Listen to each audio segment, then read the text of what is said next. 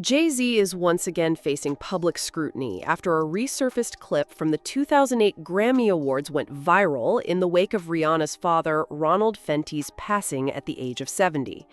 The internet never forgets, and when old footage collides with new developments, it creates a storm of renewed outrage. Back in February 2008, Rihanna was just 19 years old and at the peak of her breakout moment. She had just won her very first Grammy for Best Rap/Sung Collaboration for Umbrella, her massive hit with Jay-Z that catapulted her into superstardom. During her acceptance speech, Rihanna sweetly thanked her father first, saying, "Dad, I know I promised you I'm going to give you my first Grammy, but we might have to fight for this one." It was an emotional moment for a young artist, recognizing the man who raised her, especially given the complicated relationship Rihanna and her father had at times. But then came the awkward interruption. Standing next to her on stage, Jay-Z cut in with, "She said she wanted to thank everybody for her first Grammy," forcing Rihanna to quickly thank him for being a part of this record. If that wasn't enough, Jay-Z interrupted again, referring to himself in the third person and insisting she'd like to thank Jigga Man for being the greatest in the world. Watching it now, more than 17 years later, people are not impressed. At the time, Rihanna handled it with grace, extending her arm to keep Jay-Z at bay and continuing her speech. But fans looking back feel that Jay-Z stole what should have been Rihanna's shining moment to center himself. Social media users have called the moment everything from arrogant to creepy, with one viral Facebook post titled, "Jay-Z humiliates Rihanna as she thanks her father," racking up over 37,000 likes. Comments poured in like, "He makes my skin crawl," and "Arrogance is not confidence." Others pointed out how Rihanna's composure at such a young age showed maturity far beyond her years. I have to agree. Looking at that clip now, Jay-Z's insistence on inserting himself feels less like playful banter and more like entitlement. For a man already established in the industry, why not just let Rihanna have her moment?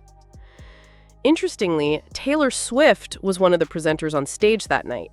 Fans now point to her body language, saying she looked visibly uncomfortable watching Jay-Z's behavior and even seemed to cheer when Rihanna subtly held him back.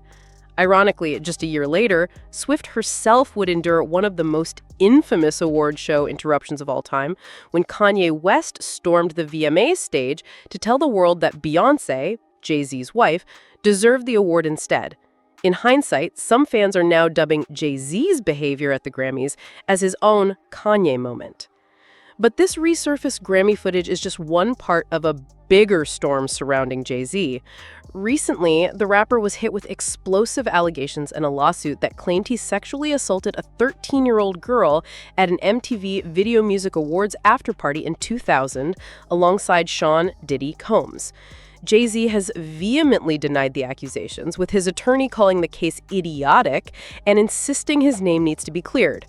Diddy, of course, is facing his own avalanche of legal troubles, including multiple lawsuits alleging sexual assault and trafficking. And when people are reminded of Jay-Z's past behavior around young female artists, old stories take on a much darker tone. One story that keeps resurfacing is Rihanna's very first audition for Def Jam, which she herself has spoken about on multiple occasions. Back when she was just 16, Rihanna flew to New York to audition for Jay-Z, who at the time was the president and CEO of Def Jam and legendary music executive L.A. Reid. In a 2007 interview with The Guardian, Rihanna revealed that after she sang Pon de Replay, Def Jam executives wouldn't let her leave the building until she signed a contract. "They locked me into the office till 3 a.m., she said, describing the process as very flattering.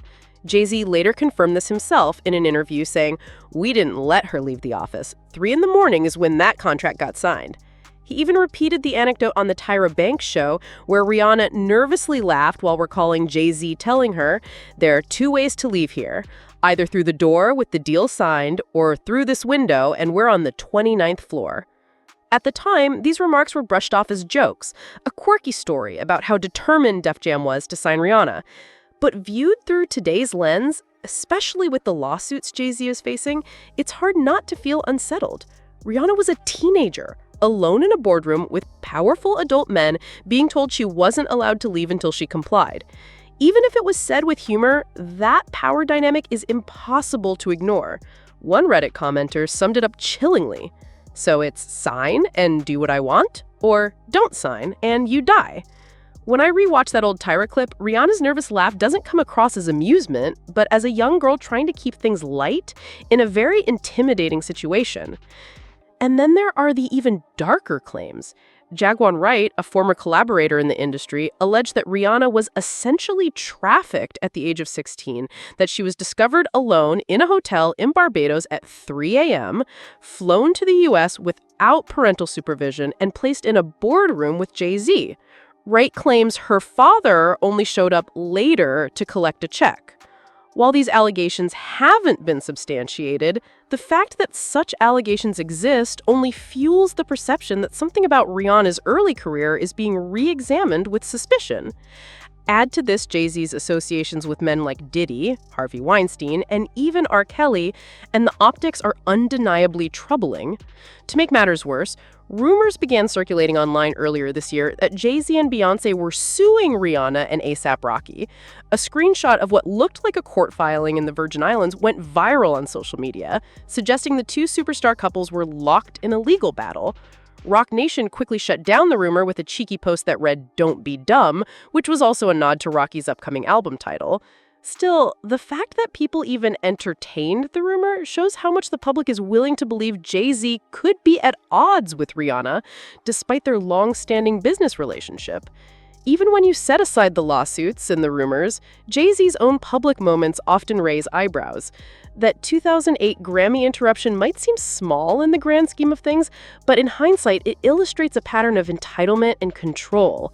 Here was a teenager who had worked her way up from Barbados, finally reaching the peak of her career, and instead of stepping back, Jay-Z inserted himself into her big moment. And let's not forget, this wasn't just a producer or collaborator, this was the president of her label. His influence over her career was massive, and that kind of power imbalance is exactly what so many people are questioning now. Looking at all of this together, the resurfaced Grammy clip, the window story from Rihanna's audition, the resurfacing of rumors, and the ongoing legal battles, Jay-Z's public image has taken a real hit.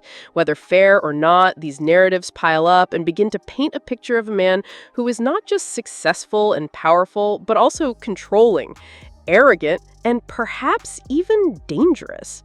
I think the real reason people are so focused on these old clips right now is because they no longer seem harmless. Instead, they feel like red flags that maybe we ignored because Jay-Z was already a legend. Now that the curtain is being pulled back on the darker side of the music industry, fans are rewatching these moments with new eyes. Rihanna, to her credit, has never publicly accused Jay-Z of anything inappropriate. In fact, she remained close to him for years, signing to his Rock Nation label and collaborating on multiple hits. But the way her early career unfolded, the late-night contract signing, the high-pressure tactics, the rumors that swirled are all reminders of how vulnerable young artists can be when powerful men hold the keys to their future.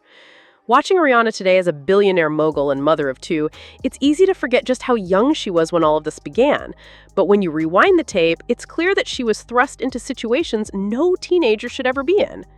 In the end, the question isn't just about one awkward Grammy moment or one bad joke about a window. It's about whether these moments reveal something deeper about the way Jay-Z operates, the kind of control he exerts, and the industry culture that allows it.